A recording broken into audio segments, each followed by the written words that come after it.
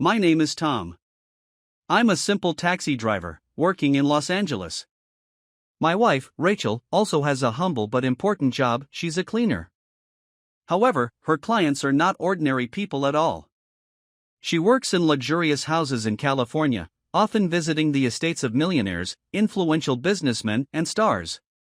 Her days are spent among marble floors, sparkling chandeliers, and furniture that costs more than our car. She always told me about her work, who she saw, what details of the houses impressed her, but one evening her story was completely different. It was an ordinary day. I had just returned from a 10-hour shift when she met me on the doorstep with a strange expression on her face. There was a spark of excitement in her eyes, but I also noticed a hint of uncertainty.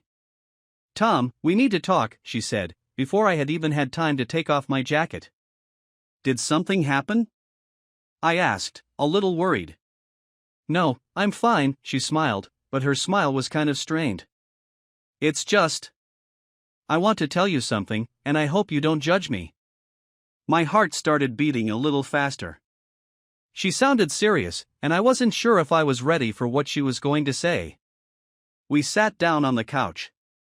Rachel was nervously twisting the ring on her finger, looking at me with her big brown eyes. "Tom, you know how much I love you, right?" she began. "Of course I do. And I love you," I replied, trying to calm her down. "Then I want to be honest with you. I have a fantasy that's been bothering me for a long time. And I want to share it with you." I didn't know what to expect, but I decided to listen. There's always been a frankness between us, and I didn't want to break that trust. "Working in these houses," she began, "I get to see these people's lives. They're beautiful, successful, wealthy. The attention they give me, even the smallest compliments, makes me feel special. And I think I want to allow myself something more." "What exactly?" I asked, trying to stay calm. She looked at me directly and said, "I want to cheat on you. But not in the way that usually happens. I want it to be a part of our lives. And I want you to be a part of it, to know what's going on, and maybe even watch." I felt like I hadn't heard her. Her words echoed in my head, and I couldn't immediately find a response. My first instinct was anger, indignation.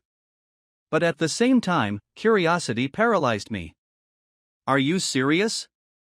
I asked, trying to figure out if this was some kind of joke. "Yes," she said. "I know what it sounds like. And to be honest, I was afraid to tell you this. But the thought wouldn't leave me. I wanted to feel wanted, I wanted to know that I could attract these men. But most of all, I wanted to share this with you." My first reaction was defensive. I pulled away, folded my arms, and asked, "Are you missing me?"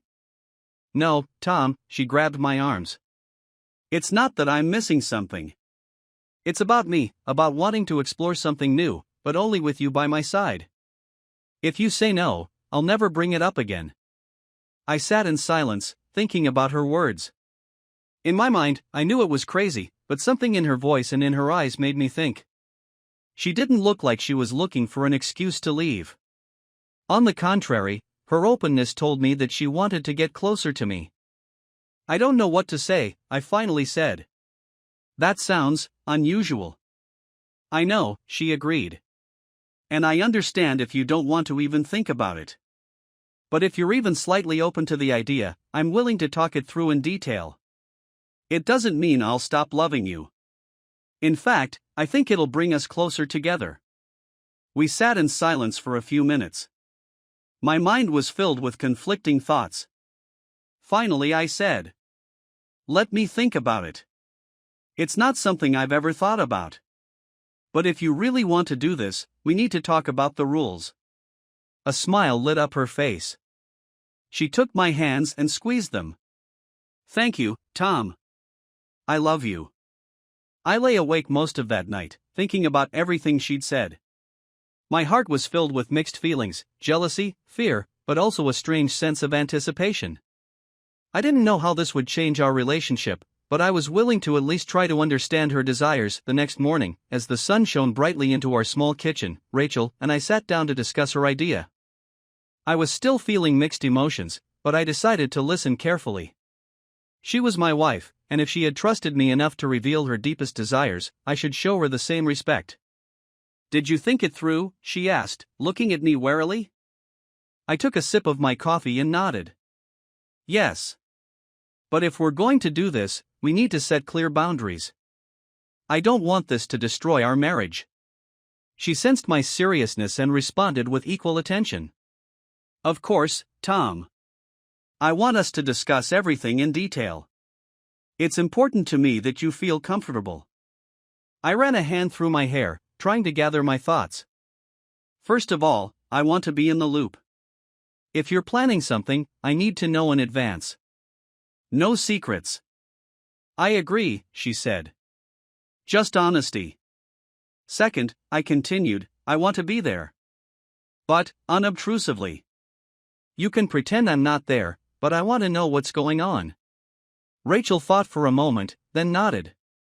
"Okay. It'll even make me feel more confident that you're there." I paused, assessing her reaction. "And third, it should only be with people who won't have any influence on our lives. No mutual acquaintances, no ongoing connections." She smiled, as if she was glad I dared to voice my thoughts. "That's fair," she said.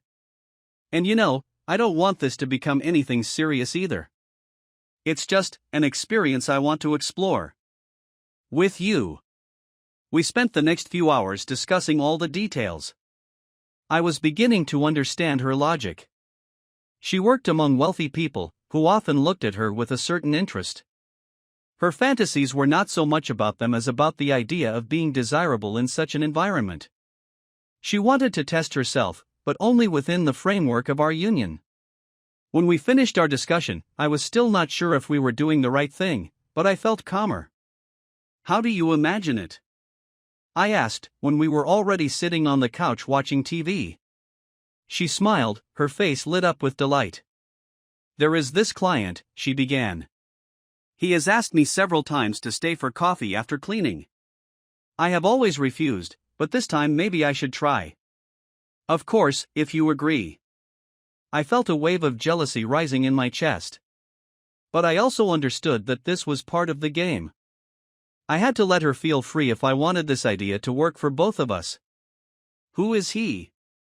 I asked, trying to sound calm. "His name is Jonathan," she said. "He owns a technology company. He lives alone in a huge mansion. He's always very polite and courteous. I'm sure he wouldn't do anything I wouldn't like." I thought for a moment, then nodded. "Okay. But remember, I'll be nearby." She reached out and squeezed my hand. "Thank you, Tom. I love you." The next day, when she got ready for work, I felt excited. Rachel looked incredible. She was wearing a regular cleaning uniform, but even in it she looked attractive. Her light makeup and hair tied back in a bun enhanced her natural beauty. "I'll remind you about the meeting when I get there," she said before leaving. I nodded and stayed home, trying to distract myself. But it was impossible. I couldn't get the thought out of my head that my wife was about to act on what we had talked about. Around 3 in the afternoon, I got a text from Rachel. "Everything's ready. Jonathan's invited me for coffee. We'll start in 20 minutes. I got ready right away. We agreed that I would come to his house and find a place where I could observe. I didn't want to be too close, but I wanted to feel in control. His estate was impressive in its size. It was a real palace with huge windows that looked out into part of the living room. I parked my car nearby and found a place from which I could see what was happening. Rachel entered the house through the back door. I watched her walk over to Jonathan, who was standing in the living room. He looked just as she had described him, tall, fit, with a friendly smile. They began to talk. Rachel was smiling, her gestures were casual. She was clearly feeling confident. Jonathan led her to a small table where cups of coffee were already set out. They sat down, and I noticed him looking at her with interest. My heart was beating so fast that I could barely hear what was going on around me. I watched them laugh, discuss something. She seemed to be captivating him with her natural grace. It was only the beginning, but I could already feel this game changing both of us. Sitting in the car, I couldn't take my eyes off the scene unfolding before me. Rachel and Jonathan were sitting in the spacious living room. Her laughter could be heard even through the glass, and I saw her flirtatiously tuck a strand of hair behind her ear. This simple action seemed so natural, but I knew it was part of her game. Jonathan was delighted. His movements, his expression, gave the impression that he was completely captivated by my wife. I watched them, and two emotions fought inside me, jealousy and admiration. My heart beat in time with mixed feelings, but I forced myself to stay still. Rachel clearly knew what she was doing. She leaned a little closer to him, her fingers lightly touching the coffee cup, and her eyes met his. Jonathan leaned forward, said something, and she laughed. Her laugh, which I knew so well, now sounded to another man. But somehow it didn't feel like a betrayal. This was our plan, our game together. For about 20 minutes they just talked. Rachel gestured, her movements fluid and effortless. She sat cross-legged, her posture completely relaxed. Jonathan seemed to be enjoying every second of it. At one point he stood up, took a bottle of wine from the bar, and offered her a glass. She nodded slightly, and they moved to the other side of the room, to the large sofa by the fireplace. I was overcome with excitement. I knew this was the moment when the game could take to the next level. Jonathan poured her some wine and sat down next to her. Their conversation became more intimate. I saw his hand touch her wrist, barely perceptible, as he passed the glass. She didn't push him away. Instead, her face remained open and calm, and her smile only reinforced his confidence. I sat in the car, feeling the tension building. It was hard to tell what I was feeling at that moment. On one hand, I was delighted by how confident she was. Her influence on Jonathan was obvious, and it made me proud. On the other, jealousy continued to fester inside me. I knew we had both chosen this path, but watching it for the first time was a completely different experience. Their conversation continued for a few more minutes until Jonathan leaned closer. He said something that made her laugh again, but this time her laugh was quieter, more playful. I saw him reach out to her shoulder and barely touch it. Rachel didn't flinch. Her gaze remained calm and confident. Suddenly, her phone vibrated. She glanced at him quickly and said something to Jonathan. She seemed to be politely indicating that she needed to go. He looked a little disappointed, but he took it without question. She stood up, straightened up, and headed for the exit. I watched her walk toward the back door. A few minutes later, she got into my car. Her cheeks were hot and her eyes were sparkling. "So?" I asked, trying to keep my tone calm. "It was fascinating," she said, holding her breath. He was so polite, so attentive. And I could feel him looking at me. It was incredible. I was silent, listening to her. I needed to process what I had seen and heard. She continued. But I stopped when I felt the time. I didn't want to go too far. It was my first time. I nodded, unsure of what to say. My heart was still pounding, but I could feel a sense of calm slowly settling in. "You were truly incredible," I finally said. "You looked so confident. And I'm proud of you." She looked at me in surprise. "Proud?" "Yes," I replied. "It wasn't easy, but you did everything right. And most importantly, you came back to me." Her smile was grateful and warm. "Thank you, Tom. This means more to me than you can imagine." We returned home.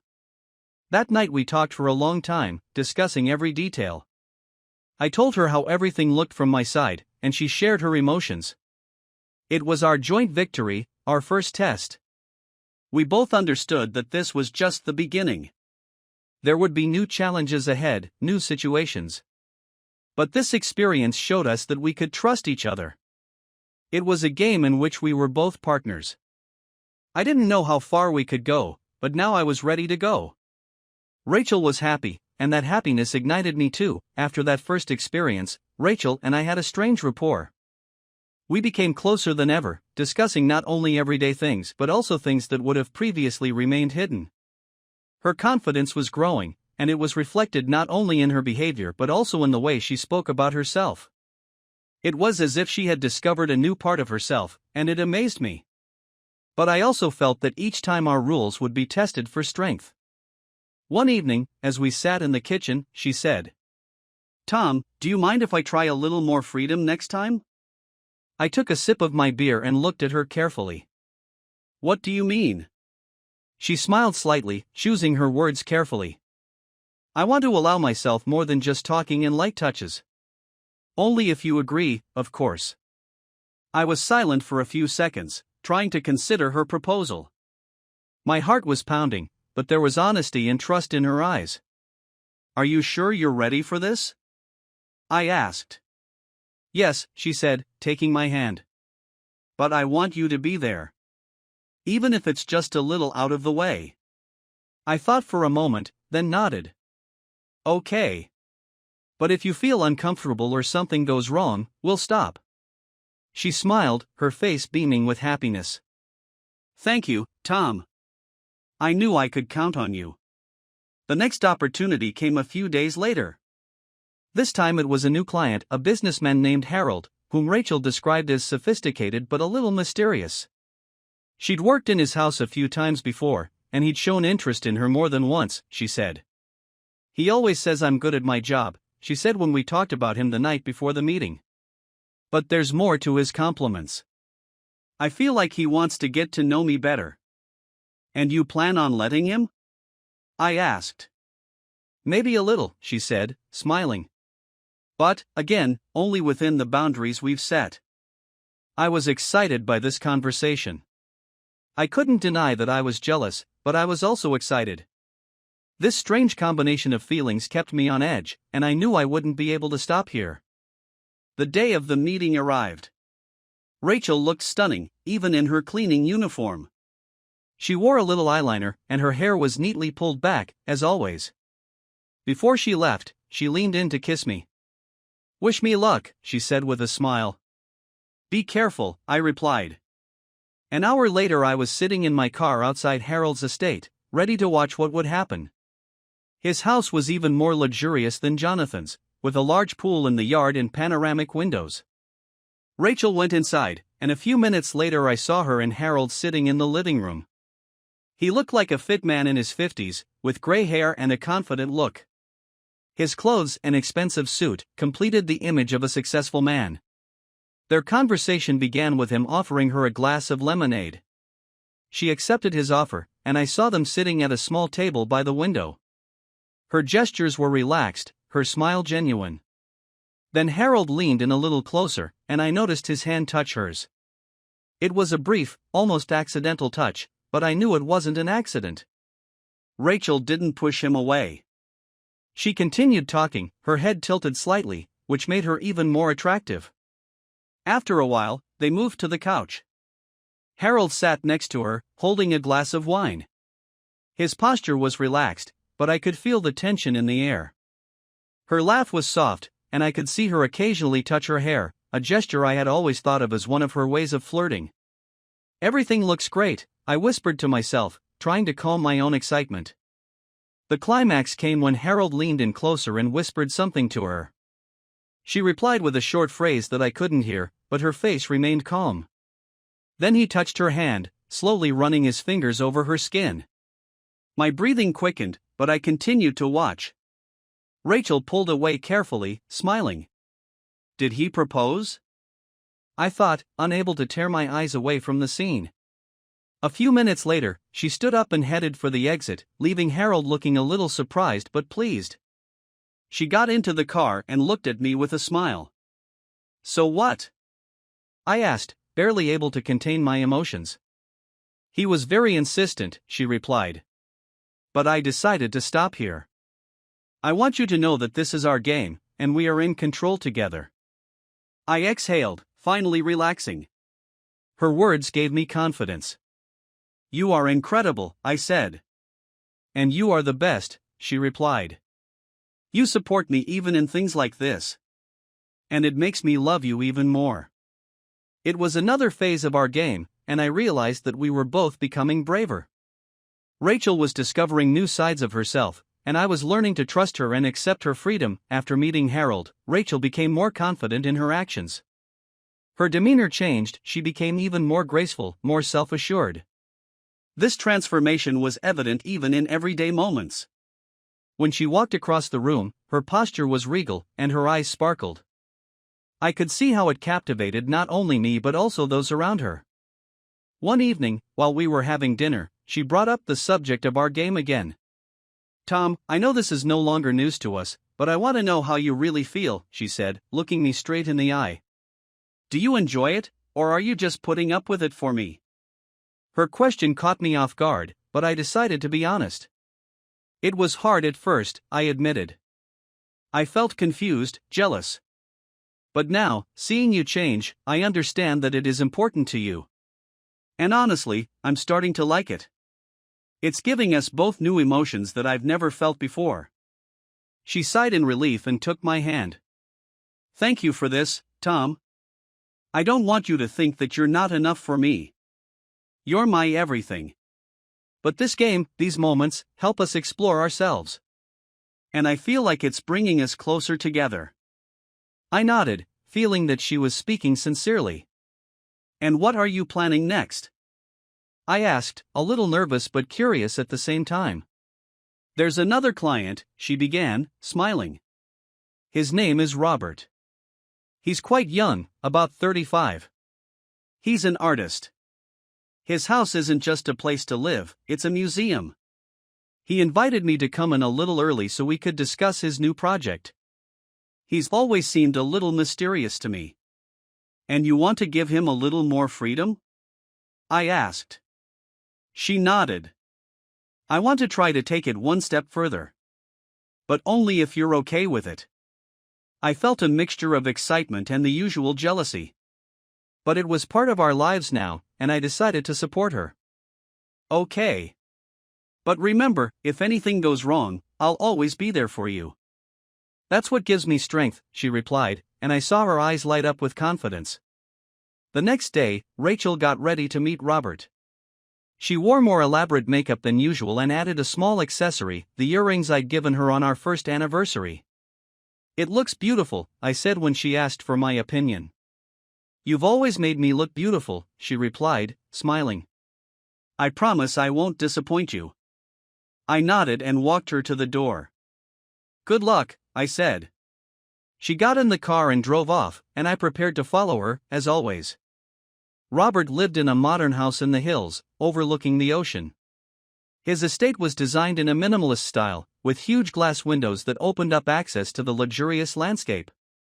I parked a short distance from the house and took a place from which I could watch. A few minutes later I saw Rachel come inside. Robert met her in the spacious living room. He was tall, with long hair tied in a bun, and small glasses on his nose. His manner was elegant, his movements light. They began by talking about art. Robert showed her his paintings, explained the concept. Rachel listened attentively, leaning a little closer to him when he pointed out something. I saw him glance at her from time to time, and it gave me conflicting feelings. After a while they sat down by the fireplace. Robert offered her a glass of wine, and she accepted. Their conversation became more casual. I saw him lean in closer, his hand lightly touching hers as he emphasized a point. Rachel didn't flinch. She maintained the calm and confidence that had become her trademark. Her smile was playful yet reserved. It was hard for me to watch, but I forced myself to stay still. I trusted her and knew she was in control. She was slowly revealing her femininity, allowing Robert to accept it as part of their interaction. At one point, he leaned in closer and whispered something in her ear. She smiled briefly and said something back. Then she stood up and said something, gesturing toward the door. It was a polite end to the meeting. A few minutes later, she left the house and headed for my car. Her face was radiant, but at the same time calm. "How did it go?" I asked. "It was wonderful," she said.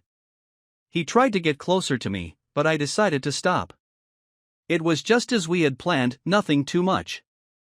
I nodded, feeling relieved. You were wonderful, I said. And you too, she replied. I never would have dared to do this without your support. We drove home, discussing every detail. Our relationship was growing stronger, and I realized that this game was becoming more than just an experiment for us. It was a journey we were taking together, and every step of it brought us closer together. After months of experimentation, Rachel and I realized that this game was more than just a fantasy or a way to find new sensations. It became a way for us to deepen our trust, open up to each other, and create something unique in our marriage. We were no longer afraid to talk about our desires or feelings. Each story, each experience, only strengthened our intimacy. Rachel confessed that she now felt even more confident and desired than ever before. And I saw that her happiness made me happy too. One evening, as we sat on the balcony with glasses of wine, she said, "Tom, do you know that I love you more than anything?" "I know," I replied, holding her hand. "And I love you." She smiled, and her eyes lit up. "I think we're ready for the next chapter of our lives. Whatever it is, I want to walk this path with you." I shook her hand and realized that we had become more than just spouses, but true partners, capable of taking on challenges and exploring new horizons. And I was looking forward to what would happen next. It was not the end, but a new beginning.